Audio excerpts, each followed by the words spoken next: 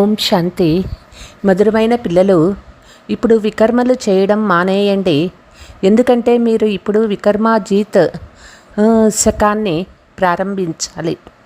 ప్రశ్న: బ్రాహ్మణ పిల్లల మీరు ప్రతి ఒక్కరూ ఏ విషయంలో తండ్రిని తప్పకుండా అనుసరించాలి. ఎలాగైతే తండ్రి స్వయం టీచర్గా అయ్యి మనకి చదివిస్తూ ఉన్నారో అలాగే మనం కూడా ప్రతి ఒక్కరూ తండ్రి సమానంగా టీచర్గా అవ్వాలి.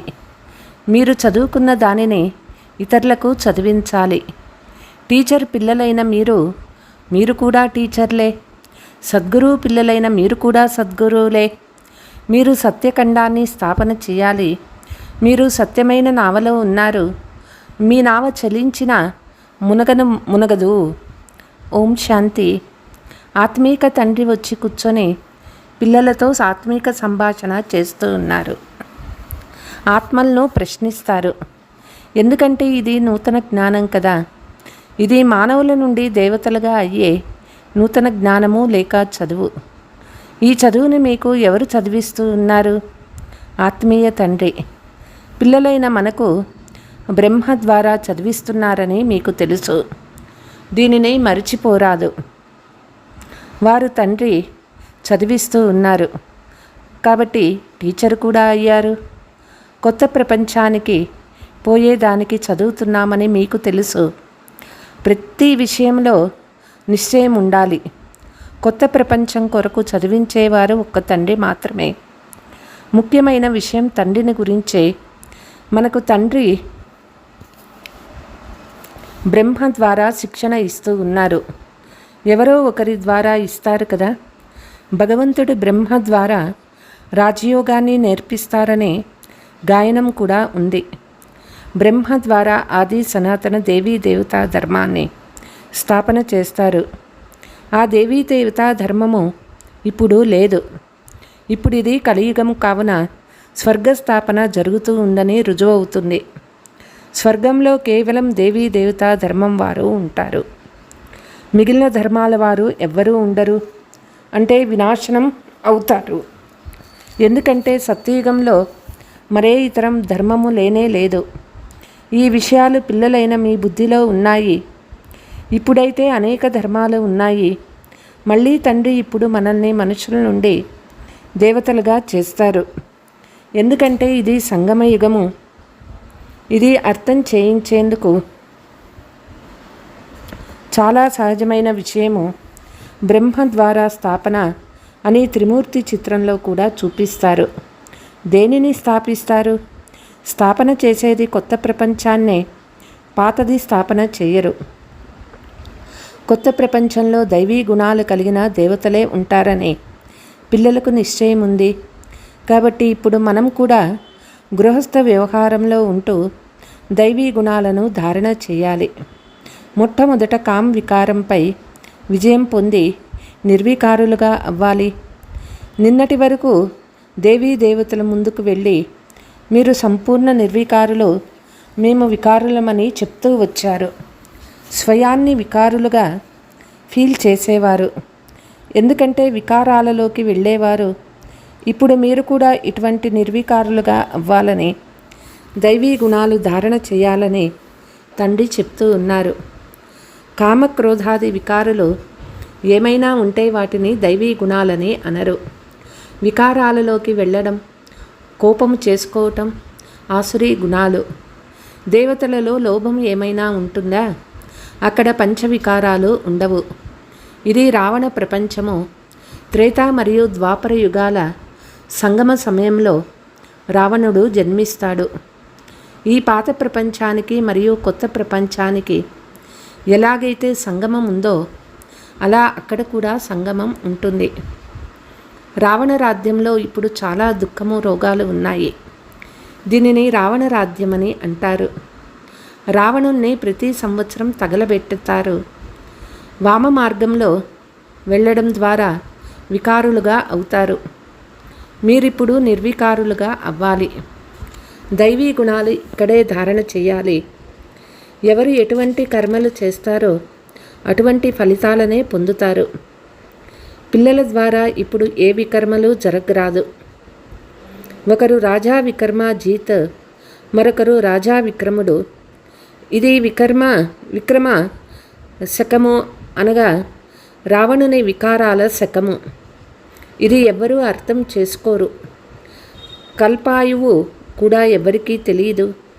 వాస్తవంగా దేవతలు వికర్మాజీత్ అయి ఉంటారు. 5000 సంవత్సరాలలో 2500 సంవత్సరాలు రాజా విక్రమ్ని, 2500 సంవత్సరాలు రాజా వికర్మాజీత్వి. కానీ అర్థము వాళ్ళకి తెలియదు. వికర్మాజీత్ శకము మొదటి సంవత్సరం నుండి ప్రారంభమవుతుంది. మళ్ళీ 2500 సంవత్సరాల తర్వాత విక్రమనామ సంవత్సరం ప్రారంభమవుతుందని చెప్తారు.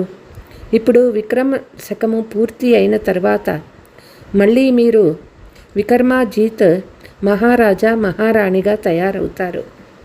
అలా తయారైనప్పుడే వికర్మాజీత్ సంవత్సరం ప్రారంభమవుతుంది. ఇవన్నీ మీకు మాత్రమే తెలుసు. బ్రహ్మను ఎందుకు కూర్చోబెట్టారని మిమ్మల్ని అడుగుతారు. అరే, వీటిని గురించి మీకు ఏం అవసరం? మిమ్మల్ని చదివించేవారు ఈ బ్రహ్మ కాదు, శివబాబా ద్వారా చదువుకుంటున్నాము. ఇతడు కూడా వారి ద్వారానే చదువుకుంటారు. చదివించేవారు జ్ఞానసాగర్లు. వారు విచిత్రులు. వారికి చిత్రము అనగా శరీరం లేదు, విచిత్రంగా ఉన్నారు. వారిని నిరాకారుడనే అంటారు. నిరాకార ఆత్మలన్నీ అక్కడ ఉంటాయి. మళ్ళీ ఇక్కడికి వచ్చి సాకారులుగా అవుతారు. పరంపిత పరమాత్మనైతే అందరూ స్మృతి చేస్తారు. వారు ఆత్మలందరికీ తండ్రి. లౌకిక తండ్రికి పరమ అనే పదము వాడరు. ఇది అర్థం చేసుకోవలసిన విషయం కదా. పాఠశాలలోని విద్యార్థులు చదువుపై గమనమిస్తారు. ఎవరైనా న్యాయవాది మొదలైన వారిగా అయిన తర్వాత ఆ చదువు సమాప్తమైపోతుంది. న్యాయవాది అయిన తర్వాత కూడా చదువుకుంటారా? లేదు, చదువు పూర్తి అవుతుంది. మీరు కూడా దేవతలైన తర్వాతే మీకు చదువుకునే అవసరం ఉండదు. 2500 సంవత్సరాలు దేవతారాజ్యం నడుస్తుంది. ఈ విషయాలు పిల్లలు మీకు మాత్రమే తెలుసు. మళ్ళీ మీరు ఇతరులకు అర్థం చేయించాల్సి ఉంటుంది. దీనిపై కూడా గమనం ఉంచాలి. అలా చదివించకపోతే టీచర్గా ఎలా అవుతారు? ఇప్పుడు మీ అందరూ టీచర్లే. టీచర్ సంతానం కనుక మీరు కూడా టీచర్గా అవ్వాలి. ఇప్పుడు చదివించేందుకు ఎంతమంది టీచర్లు కావాలి?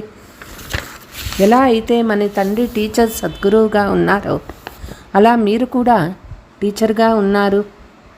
సద్గురువుకు పిల్లలైన మీరు సద్గురువులు. వారెవరూ సద్గురువు కారు. వారు గురువుకు పిల్లలైన గురువులు. సత్ అంటే సత్యము. భారతదేశం సత్యఖండమని కూడా అనబడేది. ఇది అసత్యఖండము. సత్యఖండాన్ని తండ్రే స్థాపిస్తారు. వారే సత్యమైన సాయిబాబా. సత్యమైన తండ్రి వచ్చినప్పుడు అసత్యమైన వారు కూడా చాలామంది వెలువడతారు. సత్యమైన నావ అటు ఇటు ఊగుతుంది. తుఫాన్ వస్తాయి కానీ మునగదు. అదే గాయనం ఉన్నది. మాయా తుఫాన్లు చాలా వస్తాయి. వాటిని చూసి భయపడరాదు. పిల్లలకి తెలియచేయబడుతుంది. మాయా తుఫాన్లు వస్తాయని సన్యాసీలు మీకు ఎప్పుడూ చెప్పరు. నావను తీరానికి ఎలా తీసుకువెళ్తారో వాళ్ళకి తెలియనే తెలియదు. భక్తి చేయడం ద్వారా సద్గతి లభించిందని మీకు తెలుసు. కిందకే దిగుతూ ఉంటారు. భగవంతుడు వచ్చి భక్తులకు ఫలమిస్తారని అంటారు. భక్తి అయితే తప్పకుండా చేయాలి. మంచిది.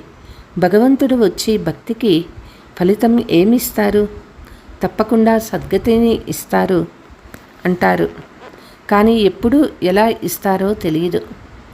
మీరు ఎవరినైనా అడిగితే భక్తి అనాదిగా వస్తూ ఉందని చెప్తారు. రావణుణ్ణి తగలబెట్టడం ఎప్పటి నుంచి ప్రారంభించారు అని అడిగితే దీనికి కూడా పరంపర నుండి అని చెప్తారు. మీరు అర్థం చేయిస్తే ఇదేదో కొత్త జ్ఞానమని అంటారు. కల్పకృతం అర్థం చేసుకున్నవారు వెంటనే అర్థం చేసుకుంటారు. బ్రహ్మ గురించిన విషయాన్ని వదిలేయండి. శివబాబా జన్మించారు కదా, దానినే శివరాత్రి అని కూడా అంటారు. తండ్రిది దివ్యమైన అలౌకిక జన్మ అని తండ్రి అర్థం చేయిస్తారు. ప్రాకృతికమైన మానవుల వలె జన్మించరు. ఎందుకంటే వాళ్ళందరూ గర్భం ద్వారా జన్మ తీసుకుంటారు. శరీరధారులుగా అవుతారు. బాబా గర్భంలో ప్రవేశించరు. ఈ జ్ఞానాన్ని పరంపిత పరమాత్ముడు జ్ఞానసాగరుడు తప్ప మరెవ్వరూ జ్ఞానాన్ని ఇవ్వలేరు. జ్ఞానసాగరుడని ఏ మనిషిని అనరు. ఈ పోలిక నిరాకారుందే. నిరాకారుడైన తండ్రి ఆత్మల్ని చదివిస్తారు. ఆత్మలకే అర్థం చేయిస్తారు. పిల్లలైన మీరు ఈ రావణ రాజ్యంలో పాత్ర చేస్తూ చేస్తూ దేహాభిమానులుగా అయ్యారు. అన్ని పనులు చేసేది ఆత్మనే. ఈ జ్ఞానము ఎగిరిపోయింది. ఇవి అవయవాలు కదా.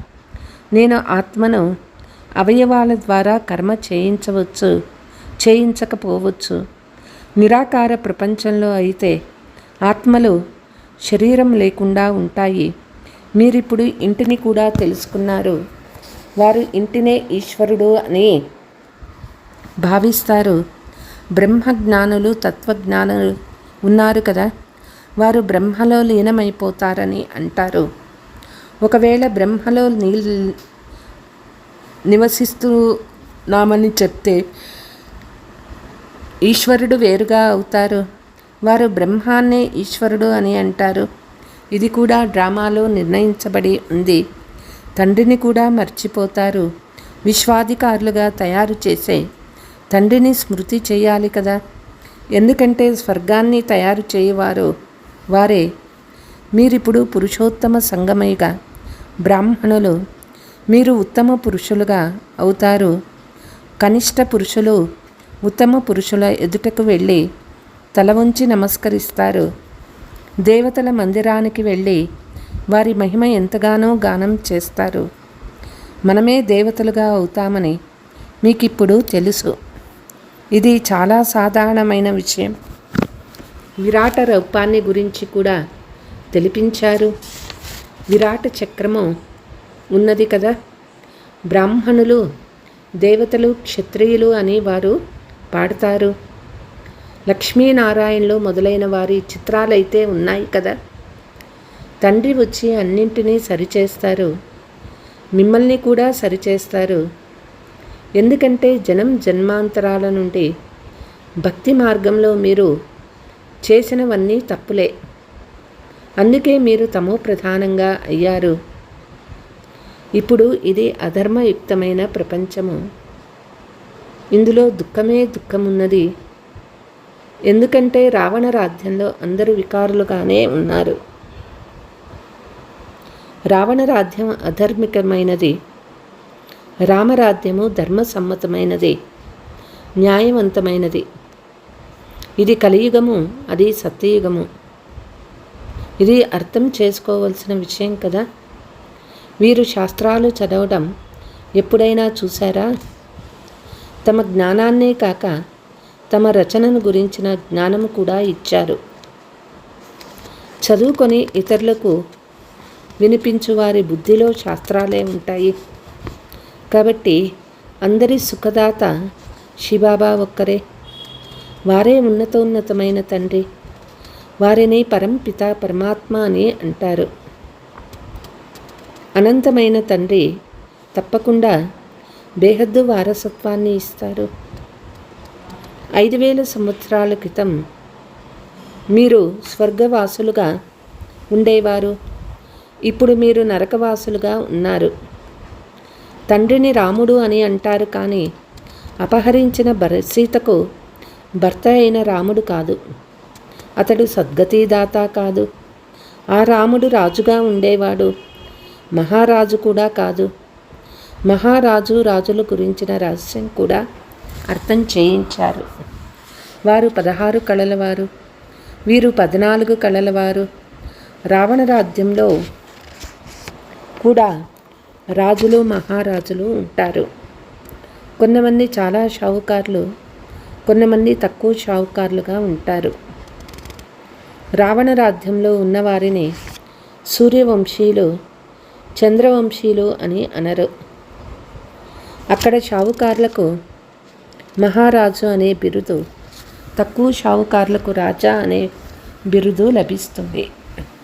ఇప్పుడు ప్రజలపై ప్రజారాజ్యం ఉంది. దిక్కు మొక్కు ఎవ్వరూ లేరు. ప్రజలు రాజులను అన్నదాత అని భావించేవారు. ఇప్పుడైతే వారు కూడా పోయారు.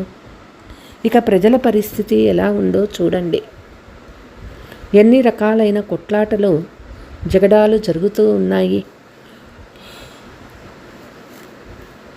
ఆది నుండి అంత్యం వరకు జ్ఞానమంతా మీ బుద్ధిలో ఉన్నది. రచయిత అయిన తండ్రి ఇప్పుడు ప్రాక్టికల్గా ఉన్నారు. ఇదే భక్తి మార్గంలో కథగా తయారవుతుంది. ఇప్పుడు మీరు కూడా ప్రాక్టికల్గా ఉన్నారు. అర్ధకల్పం మీరు రాజ్యం చేస్తారు. ఇది తర్వాతి కథ. మారుతుంది. చిత్రాలైతే ఉంటాయి. వీరు రాజ్యాన్ని ఎప్పుడు పాలించేవాళ్ళు అని ఎవరైనా అడిగితే లక్షల సంవత్సరాలని చెప్తారు. సన్యాసులు నివృత్తి మార్గంలోని వారు. మీరు పవిత్ర గృహస్థ ఆశ్రమంలోని వారు. మళ్ళీ అపవిత్ర గృహస్థ ఆశ్రమంలోకి వెళ్తారు. స్వర్గ సుఖాల గురించి ఎవ్వరికీ తెలియదు. నివృత్తి మార్గంలోని వారు ఎప్పుడు ప్రవృత్తి మార్గంను నేర్పించలేరు. ఇంతకు ముందైతే అడవుల్లో ఉండేవారు. వారిలో శక్తి ఉండేది. వారికి అడవిలోకే భోజనాన్ని పంపేవారు. ఇప్పుడు ఆ శక్తి లేదు. మీకు కూడా అక్కడ రాజ్యాన్ని పాలించే శక్తి ఉండేది. ఇప్పుడు ఆ శక్తి ఎక్కడుంది? కానీ మీరు కదా. ఇప్పుడు ఆ శక్తి లేదు. భారత్వాసులు అసలైన ధర్మము ఇప్పుడు లేదు. అధర్మం అయిపోయింది. తండ్రి చెప్తూ ఉన్నారు, నేను వచ్చి ధర్మాన్ని స్థాపించి అధర్మాన్ని వినాశం చేస్తాను. అధర్మస్తులను ధర్మంలోకి తీసుకువస్తాను. మిగిలిన వారందరూ వినాశమైపోతారు. అయినా అందరికీ తండ్రి పరిచయం ఇవ్వమని పిల్లలకు తండ్రి తెలియపిస్తూ ఉన్నారు. తండ్రినే దుఃఖహర్త సుఖకర్త అని అంటారు. చాలా దుఃఖీలుగా ఉన్నప్పుడు తండ్రి వచ్చి సుఖవంతులుగా తయారు చేస్తారు. ఇది కూడా అనాదిగా తయారు చేయబడిన ఆట. अच्छा मीठे मीठे सिकीलते बच्चों प्रति मात पिता बाप दादा का याद प्यार और गुड मॉर्निंग। रूहानी बाप के रूहानी बच्चों को नमस्ते। हम रूहानी बच्चों की रूहानी मात पिता बाप दादा को याद प्यार गुड मॉर्निंग नमस्ते। ధారణ: పురుషోత్తమ సంగమ యుగంలో ఉత్తమ పురుషులుగా అయ్యేందుకు ఆత్మాభిమానులుగా అయ్యే పురుషార్థం చేయాలి. సత్యమైన తండ్రి లభించారు కావున ఎలాంటి అసత్యమైన అధర్మిక తప్పుడు పనులు చేయరాదు. మాయా తుఫాన్లకు భయపడరాదు. సత్యమైన నావ కదులుతుంది కానీ మునిగిపోదు. ఈ విషయం సదా గుర్తుంచుకోవాలి. సద్గురువు పిల్లలైన మీరు సద్గురువుగా అయ్యి అందరి నావను తీరానికి చేర్చాలి. వరదానము: సహజ యోగము యొక్క సాధన ద్వారా సాధనాలపై విజయాన్ని ప్రాప్తి చేసుకొని ప్రయోగి ఆత్మాభవ. సాధనాలు ఉన్న సాధనాలను ప్రయోగంలోకి తీసుకొస్తే యోగ స్థితి హెచ్చుతగ్గులుగా అవ్వగా రాదు, అనగా విచలితం అవ్వరాదు. యోగులుగా అయ్యి ప్రయోగం చేయడాన్నే భిన్నంగా అతీతంగా అవ్వడమని అంటారు. సాధనాలు ఉన్న నిమిత్త మాత్రులుగా అనాసక్త రూపంతో ప్రయోగం చేయండి. కోరిక ఉంటే ఆ కోరిక మంచిగా అవ్వనివ్వదు. శ్రమ చేయడంలోనే సమయం గడిచిపోతుంది. ఆ సమయంలో మీరు సాధన చేసేందుకు ప్రయత్నిస్తారు, కానీ సాధనాలు తమ వైపు ఆకర్షిస్తాయి. అందువల్లనే ప్రయోగి ఆత్మలుగా అయ్యి సహజ యోగ సాధక ద్వారా సాధనాలపై అంటే ప్రకృతిపై విజయులుగా అవ్వండి. స్లోగన్: స్వయం సంతుష్టంగా ఉంటూ అందరినీ సంతుష్టం చేయడమే సంతుష్టమణిగా అవ్వడం. అచ్చ. ఓం శాంతి.